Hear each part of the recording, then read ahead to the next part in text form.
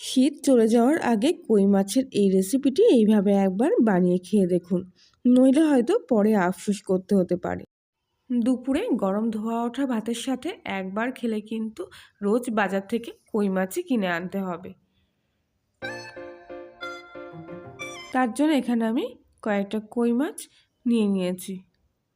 মাছগুলো কিন্তু জ্যান্ত অবস্থাতে কেটে নিয়েছি। আর কই মাছে কিন্তু পেটের দিক থেকে কাটতে হয় না, কেননা এখানে কানকোর দিক থেকে কিন্তু সব নোংরাটা বেরিয়ে আসে, তাই কই মাছে পেট কাটার প্রয়োজন হয় না।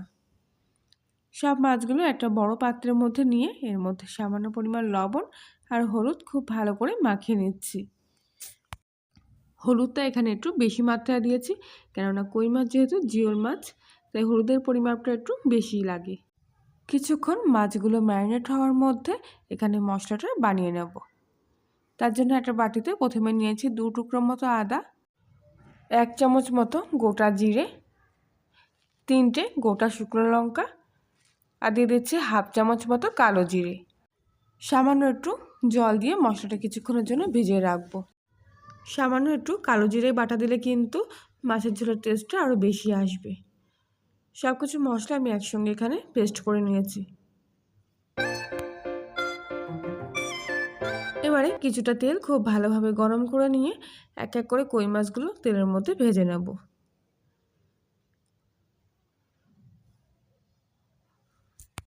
কই মাছ ভাজার সময় যদি তেল ছিটকায় তাহলে সামান্য একটু লবণ দিয়ে তারপরে কই মাছগুলো ভাজবেন।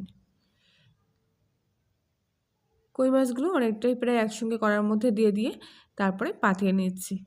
এতে মাছগুলো খুব তাড়াতাড়ি ভাজা হয়ে যাবে। এই মাছগুলো কিন্তু একেবারে দেশি কই মাছ, ছোট হলেও এগুলো কিন্তু খেতে অনেক সুস্বাদু।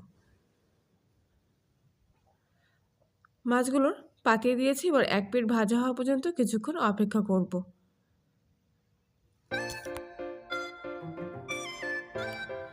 মাছের এক পিঠ ভাজা হয়ে গেছে, এবার উল্টো পিঠটা এক এক করে উল্টে দিচ্ছি।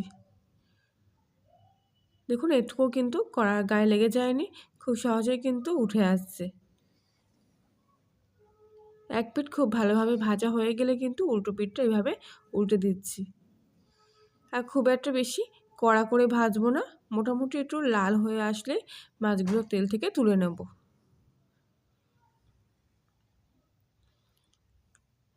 সব মাছগুলো এক এক করে এইভাবে উল্টে পাল্টে ভেজে নেব।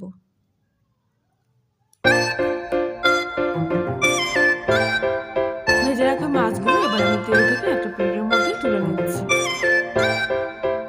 এইভাবে মাছ ভাজা কিন্তু একটা ভাঙবে। এবারে মাছগুলো তেলের মধ্যে আরো বেশ কিছুটা তেল দিয়ে এর মধ্যে কিছুটা গোটা জিরে আর শুকনো লঙ্কা ফোড়ন দিয়ে ফোড়নটা বেশ কিছুক্ষণ ভালো করে ভেজে নেব। এবার দিয়ে দিচ্ছি 2টো মাঝারি সাইজের পেঁয়াজ বাটা। পেঁয়াজ বাটাটা ফোড়নের সাথে খুব ভালো করে মিশিয়ে পাতিয়ে দিচ্ছি ভাজা হওয়ার জন্য। পেঁয়াজটা কুচিয়ে দেওয়ার চাইতে যদি এইভাবে একটু পেস্ট করে দিতে পারেন তাহলে কিন্তু গ্রেভিটা খুব সুন্দর আসে, তাই চেষ্টা করবেন পেঁয়াজটা এইভাবে বেটে দেওয়ার জন্য।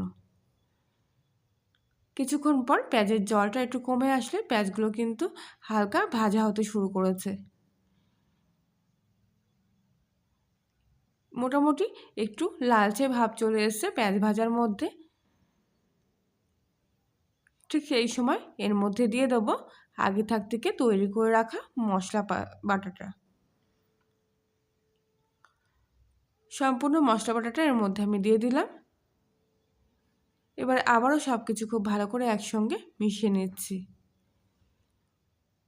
বাটা মশলাটা দেওয়ার পর গ্যাসের ফ্লেমটা একেবারেই সিমে দিয়ে দেবেন, নইলে কিন্তু মশলাটা পুড়ে যেতে পারে।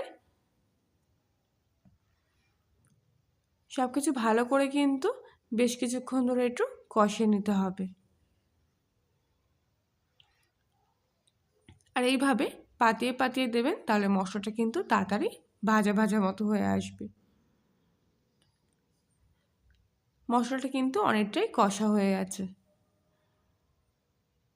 এরকম যখন দেখবেন একটু দলা দলার মতো এক জায়গায় হয়ে এসছে, তখনই কিন্তু মশলাটা পুরোপুরি কষা হয়ে যাবে।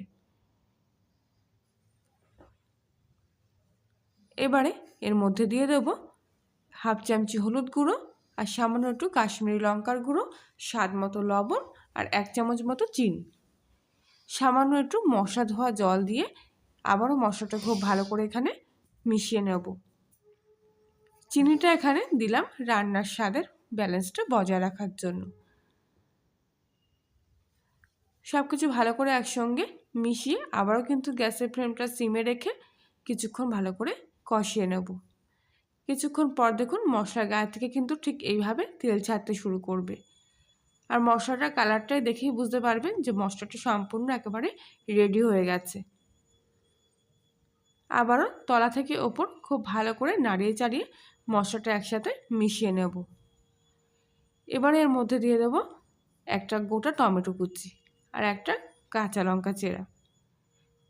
টমেটো কুচিটা এই সময় দেওয়ার চেষ্টা করবেন, তাহলে কিন্তু রান্নাটা খুব তাড়াতাড়ি হয়ে যাবে আর টমেটোর কাঁচা গন্ধটাও বেরোবে না।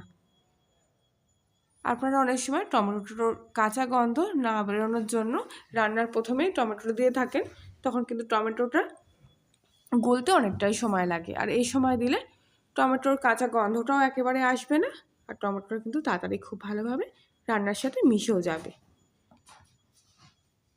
এবারে আমি এর মধ্যে দিয়ে দিচ্ছি সামান্য পরিমাণ মতো জল। খুব একটা বেশি জল কিন্তু এই রান্নাটায় একেবারেই মানানসই হবে না, তাই সামান্য অল্প জল দিয়ে এখানে আমি গ্রেভিটা তৈরি করে নেব। কিছুক্ষণ পর কিন্তু ঝোলটা ফুটতে শুরু করেছে। এবার আমি এর মধ্যে দিয়ে দেবো আগে থেকে ভেজে রাখা কই মাছগুলো। ঝোলের সাথে কই মাছগুলো খুব ভালো করে এখানে মিশিয়ে নিচ্ছি।